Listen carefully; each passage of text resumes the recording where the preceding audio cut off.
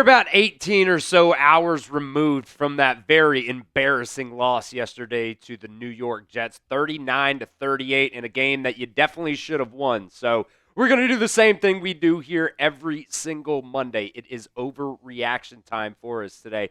I want to hear from you guys, though, down in the comment section before we get to some of these overreactions. What is your one-word reaction to that loss versus the New York Jets? Mine, I think, maybe unacceptable, embarrassing, abysmal. There's a lot of things that you guys can, choose from there. Get creative. You can make some jokes down in the comment section as well. This is just a joke. Maybe that's another one you guys could use. Let me know what you guys think, your one-word reaction to that loss versus the Jets yesterday. All right, let's get into some overreactions here now. Number one, I've seen a lot of this on social media. It is time for the Brown family to sell the team. You have to start at the top if you want any kind of change with this Bengals franchise. You have had years and years of mediocrity under Marvin Lewis, and I'm afraid now it is the exact same thing under Zac Taylor. Don't expect a firing to happen, though. That's just what it is. We talked about the defense yesterday. It is is it a personnel issue or is it a coaching issue? I think it's a little bit of both right now. I think they draft guys that they know that they won't have to give these massive extensions to once that time comes.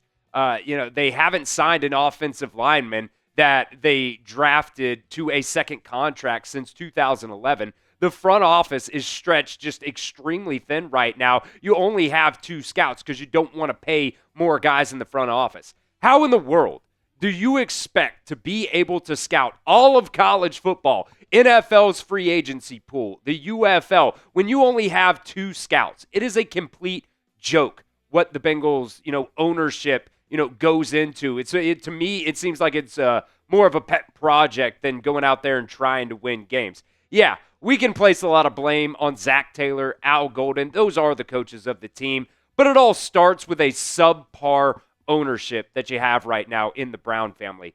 I think they look at this franchise more of, how can we spend as little money as possible to be good enough to keep the delusion going and keep it alive and just keep people in the seats and just keep making money instead of how do we put ourselves in a position, in the best position possible to win a Super Bowl. I don't think they really have that type of mindset. I think they're just super cheap. There is a reason that the A's didn't win the World Series in Moneyball because you have to do more than just get on base. And right now, all the Bengals are doing week after week after week, they're getting on base, but they are not scoring any type of runs.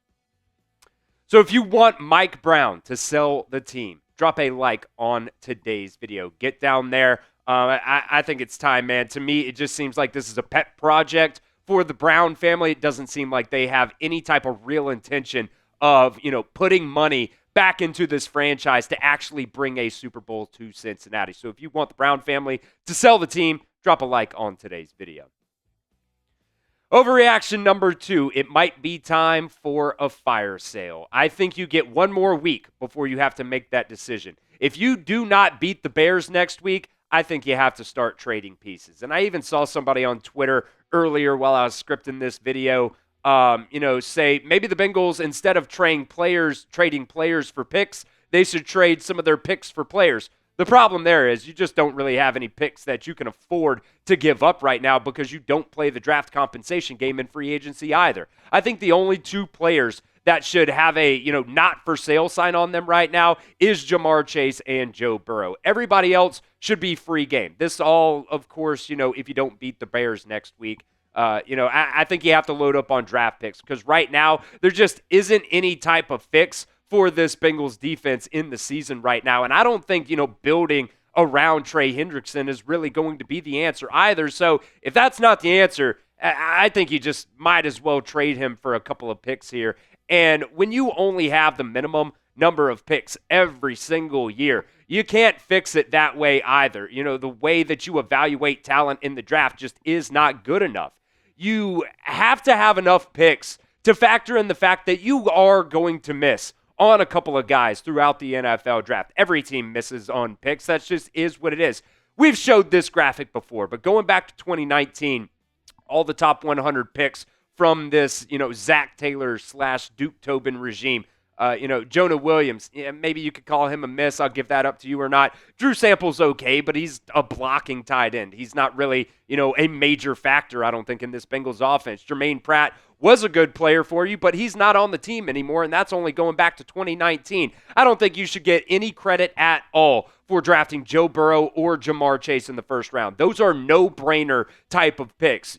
T. Higgins, maybe you could give him a little bit of credit there for drafting him in the first or in the second round there, number 33 overall. Jackson Carman's a bust. Joseph Osai, I don't think he's really bringing anything to the table for you right now. The Bengals have absolutely zero pass rush, no matter who is on the field. Daxton Hill, maybe you could say that's a hit there. In the first round. Zach Carter, he's not on the team anymore. Miles Murphy, I'm going to go ahead and say that's a bust as well. DJ Turner, that's a good pick right there. He's playing at an all-pro level right now. Jordan Battle, my God, dude, that angle that Jordan Battle took on that long Breece Hall run yesterday was just absolutely freaking atrocious. You can blame the coaching all you want, but the players as well, they've got to go out there and actually make plays on the football field. There was another one, I think it was Demetrius Knight, his ankles just absolutely took from him, trying to come downfield and meet Breece Hall in the hole there. That run by Breece Hall against Jordan Battle was just absolutely atrocious. You keep going on here. I don't necessarily want to call some of these guys busts because they've just been in the league now 2 years, but, Amarius Mims hasn't necessarily looked like he's, really panning out right now. I just say he's kind of mediocre right now. Same thing with Chris Jenkins Jr. I don't really want to call him a bust, but he's kind of mediocre right now. Jermaine Burton, McKinley Jackson, both of those guys are constantly healthy scratches week after week after week. Shamar Stewart, he's been hurt since week 2. You finally get him out here, the past couple of weeks, and he has been a non-factor for you. Demetrius Knight, missing tackles constantly. It's just, Dylan Fairchild, man, he's a starter for you. Maybe you could say, put him in that maybe category as well. But just with the talent that you have right now, I think a lot of that comes to, talent evaluation in the draft, and it really doesn't matter under this regime right now. If you only have 2 scouts, you're not going to evaluate talent very well. That just is what it is, man. You got to be able to invest in the franchise. You got to invest in some scouts. You got to invest in the front office. You got to have some help, and you also have to have some coaches as well that can evaluate talent and also put these players in a position to actually succeed. I just don't think this coaching staff is really doing that at a very high level right now.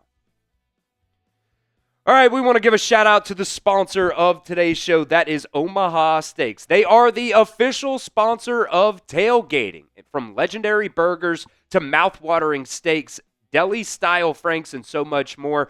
You'll elevate your next game day get-together with America's original butcher. For more than a century, Omaha Steaks has delivered the world's best steak experience. Omaha Steaks' legendary flavor is served in stadiums and homes across the country. And now, with this exclusive offer, you can get $35 off at omahasteaks.com with promo code Bengals at checkout.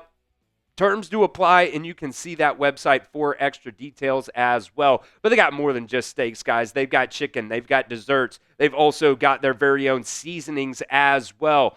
Omaha Steaks, you can get a bunch of different types of bundles from them as well right now. Maybe you're not necessarily a turkey guy or, gal around Thanksgiving time. Maybe you want to try a little filet mignon. Maybe you want to do a T-bone, anything else like that. Omaha Steaks has got you covered.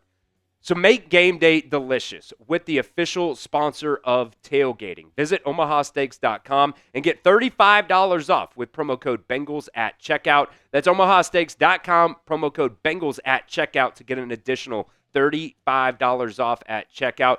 Terms do apply, and you can see that website for extra details as well. We appreciate Omaha Steaks for being the sponsor of today's show. You can find that link, by the way, down in the comments section and the description of today's video. Overreaction number 3. This defense right now is just absolutely criminal. It is unbelievably bad. It really, just going out there week after week after week, it is the same exact thing constantly. Paul Dehner Jr., there's been some crazy stats put out there, on social media over the past, whatever it's been, 18, 20 hours or something like that since the game. Paul Danner Jr. putting this one out. We'll get to another one here in just a second. Saying over the last 3 seasons, the rest of the NFL is 86, 6, and 2. 92.6% winning percentage there when scoring at least 38 points in a game. The Bengals are 1 and 3, the only team in the NFL with a losing record. Same kind of different type of statistic, but only for the Bengals on this front here. When scoring 38 points in a game, last 2 seasons, the Bengals are 1 and 3. The first 56 seasons, they were 54 and 4. I saw people online making, some of these NBA, investigation types of jokes. I'm not going to make any type of, accusations or anything like that, but I do find those jokes kind of funny there. But this defense right now is just criminally bad. How bad they are. The Jets didn't even have Garrett Wilson out there playing with him, and they still got torched for over 500 yards. You couldn't do anything stopping them on the ground. You couldn't stop them through the air. You let Justin Fields have the best game, maybe, of his career. It is just so bad, man, week after week after week, whether it's missed tackles or guys just being in the wrong spots, whatever it is. I hate griping on it because we say the same thing week after week after week now, but the defense is criminally bad right now. Now, we're going to keep calling out the ownership for being cheap. We're going to keep calling out Zac Taylor, Al Golden, for just really, really bad games here. We're going to continue to call out players for not playing very well either. So make sure you guys are subscribed right here to Bengals Breakdown. We are only 80 away from hitting 22,500 subscribers. It is free. Daily videos for you guys here on the channel. Whether it's draft news, free agency news, trade rumors, we have got you covered as well with those live watch parties every single week as well. So join the community here at Bengals Breakdown. Hit that sub button right now. All right, overreaction number 4. The season is over. It's kind of crazy to say, but this might actually be an overreaction right now. You're still sitting number 2 right now in the AFC North standings right there, still just a game and a half right there behind the Steelers. Now, next week, the Steelers did lose to the Packers last night, by the way. So next week, the Steelers play the Colts. Maybe that's a loss for them. That might be a little coin flip type of game. The Ravens play the Dolphins. They might end up winning that game. The Browns play the Jets. That might be a coin flip there, but still, the Browns' defense is really, really good. And the Bengals play the Bears.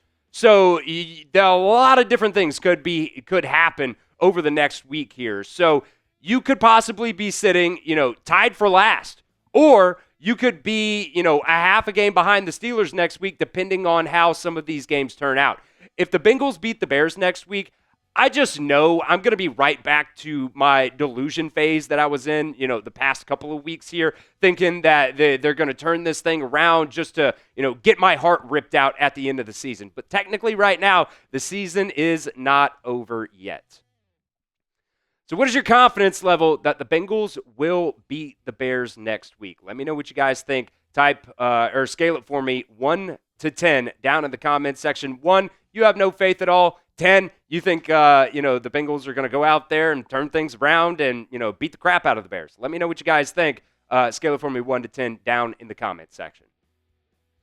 Overreaction number 5. They lied to us. This is not an overreaction at all. Do you guys remember back during the preseason when Zac Taylor kept saying that, they weren't showing anything on defense? The defense was actually playing pretty good against a Joe Burrow-led offense in practice. And oh, by the way, Trey Hendrickson wasn't on that defense either because he was holding in. They were lying to us. There is absolutely no way that they could, or that could have been true. This defense is absolutely horrid. They have given up now 16 points to the Browns. That's actually not that bad there. But then after that, 31 points, 48 points, 28 points, 37, 27, 31, 39. They have given up 500 yards twice already this season. They have given up at least 400 yards 4 times already this season.